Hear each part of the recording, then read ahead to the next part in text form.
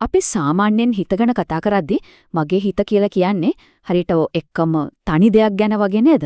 ඒත් කවදා හරි හිතලා තියෙනවද තරහක්, සතුටක්, දුකක් දැනෙනකොට ඒ ඇත්තටම හිත විතරක්මද ක්‍රියාත්මක වෙන්නේ කියලා?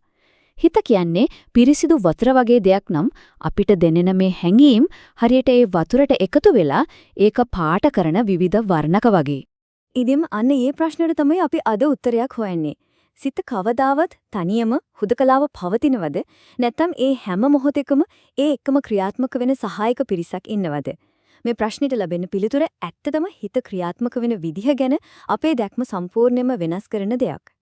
අන්න ඒකට තමයි අභිධර්මයේ අපිට හරිම අපූර්ව රූපකයක් හඳුන්වලා දෙන්නේ. හිත හරියට රජ කෙනෙක් වගේලු. හැබැයි මේ රජතුමා කවදාවත් තනියම නෙවෙයි. එතුමාගේ හැම ක්‍රියාවක් පිටිපසම හැම තීරණයක් එක්කම එතුමා වටා ඉන්න ඇමති මණ්ඩලයක් එහෙමත් නැත්නම් රාජසභාවක් හැමතිස්සෙම ඉන්නවා. හරි. එහෙනම් අපි දැන් යමු මේ පුදුම සහගත මානසික රාජධානිය ඇතුළට. බලමු මේ රාජධානියේ මූලික නීති රීති මොනවද කියලා. ඉතින් රජතුමා සිතනම් එතුමාගේ රාජසභාවට තමයි චෛතසික කියලා කියන්නේ. මේව තමයි සිතත් එක්කම එකට ඉපදිලා සිතට විවිධ ගති ලක්ෂණ දෙන මානසික සාධක. මේ චෛතසික අතර හැම සිතකම අනිවාර්යෙන්ම තියෙන වේදනාව, සංජානනය වගේ පොදු ඒවා තියෙනවා. ඒ වගේම තරහා, ඉරිසියාව, ආදරය, කරුණාව වගේ විශේෂිත ගුණාංග දෙන්නෙත් මේ චෛතසිකම තමයි. මේක නිකම්ම අනුමානයක් නෙමෙයි. දන්නවද?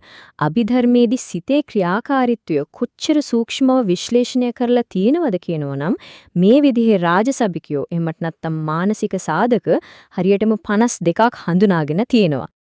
දැන් බලමු මේ රජතුමා, ඒ කියන්නේ සිත සහ එතුමාගේ ස්වභාව, ඒ කියන්නේ චෛතසික අතර තියෙන සම්බන්ධය මොන වගේද කියලා. මේක කවදාවත් වෙන් කරන්න බැරි නොබින්දිය හැකි බැඳීමක්. මේ බැඳීම කොච්චර ශක්තිමත්ද කියනවනම් සිත කිපදෙන හැම මොහොතකම ඒකට අදාළ චෛතසික ටිකත් ඒ එකම ඉපදෙන්නේ. සිත නැති වෙලා යද්දි ඒ චෛතසික ටිකත් ඒ එකම නැති වෙලා යනවා. ඒ දෙකොල්ලම එකම දෙයක් අරමුණු කරනවා. ඒ වගේම එකම තැනක තමයි පදනම් වෙන්නේත්. මේ හතර කවදාවත් වෙනස් වෙන්නේ නැහැ. මේක තවදුරටත් තේරුම් ගන්න මෙන්න මෙහෙම හිතන්නකෝ. රජ කෙනෙකුට තමන්ගේ රාජසභාව නැතුව තනියම රාජකාරී කරන්න බැරි වගේම සිතකටත් තමන්ට අදාළ චෛතසික පිරිස නැතුව තනියම ඇති වෙන්න බෑ. ඒ කියන්නේ සිත කියන්නේ නිකම් දැනගැනීමක් විතරක් නෙවෙයි. ඒක හැම විටම මේ ගතිගුණ සහිත පිරිස එක්කම එන සම්පූර්ණ අත්දැකීමක්. හැබැයි මේ රාජසභාවේ ඉන්න හැම ඇමතිවරයෙක්ම හොඳ අය නෙවෙයි. සමහරු ඉන්නවා රජතුමාම නොමග යවන්න රාජධානියම ගිනි තියන ද්‍රෝහී උපදේශකයෝ. අපි දැන් ඒ අය ගැන කතා කරමු. අභිධර්මයේ මේ අයට කියන්නේ අකුසල චෛතසික කියලා. මේ අකුසල චෛතසික තමයි අපේ මනසට වංචනික උපදේශ දෙන රාජධානිය අස්ථාවර කරන ද්‍රෝහී ඇමතිවරු වඩේ. මේ සාධක හිතේ ඇති වුණාම ඒකෙන් වෙන්නේ සිත දැවිල්ලට, පීඩණයට, ව්‍යාකූලත්වයට පත්වෙන එක. මේක නම් ඉතින් අපි හැමෝම අත්දකින දෙයක්. උදාහරණයකට ගමු උද්ධච්චය, එහෙමත් නැත්නම් නොසන්සුන්කම. මේක තමයි හිතේ තියෙන අර විසිරුණු ස්වභාවය. එක දෙයක් ගැන හිතන්න පටන් ගත්තත් හිත එක තැනක නවතින්නේ නැතුව එහෙට මෙහෙට පැන යන ගතිය. බලන්න මේක කොච්චර අපූර්වට විස්තර කරලා තියනවද කියලා. මේ නොසන්සුන් හිත හරියට බිමට ගහපු රබර් බෝලයක් වගේලෝ. ඒක එක තැනක නවතින්නේ නැතුව නිකම්ම පුටු ගසමින් දඟලනවා. අපේ හිත නොසන්සුන් වුණාම සිද්ධ වෙන්නේ හරියටම මේ දේම තමයි. ඒත් වාසනාවකට රාජසභාවේ ඉන්නේ ද්‍රෝහි ඇමතිවරු විතරක් නෙවෙයි. රාජධානියට ශාන්තිය, සමෘද්ධිය ගෙන රජතුමාට නිවැරදි මඟ පෙන්වන ප්‍රඥාවන්ත උපදේශකයෝ ඉන්නවා. මේ අයට තමයි සෝභන චෛතසික කියන්නේ. දැන් බලන්න මේ දෙකේ වෙනස. අර නොසන්සුන්කම කියන ද්‍රෝහී ඇමතිද්දි හිත රබර් බෝලයක් වගේ දඟලනවා. නමුත් ඒකාග්‍රතාව කියන යහපත් ඇමතිද්දි හිත හරියට බිමට දමු අමු මැටි ගුලියක් වගේ. ඒක තමන්ගේ අරමුණ මත නිශ්චලව ස්ථාවරව තියෙනවා. පේනව නේද වෙනස?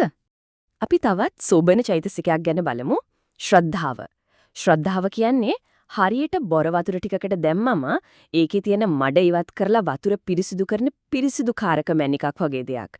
ඒක අපේ හිතේ තියෙන කැළඹිලි ස්වභාවය නැති කරලා හිත පැහැදිලි කරලා යහපත් දේ කරන්න දිරිගන්නවනවා. මේ ශ්‍රද්ධාවේ බලය ගැන කියවෙන තවත් හරිම අපූර්ව උපමාවක් තියෙනවා. හිතන්නකෝ ගඟක් තරණය කරන්න බියෙන් ඉන්න පිරිසක් මැදට එන වීරයෙක් මුලින්ම ගඟක බැහැලා අනිත් අයව ධෛර්යමත් කරගෙන එගොඩ කරනවා.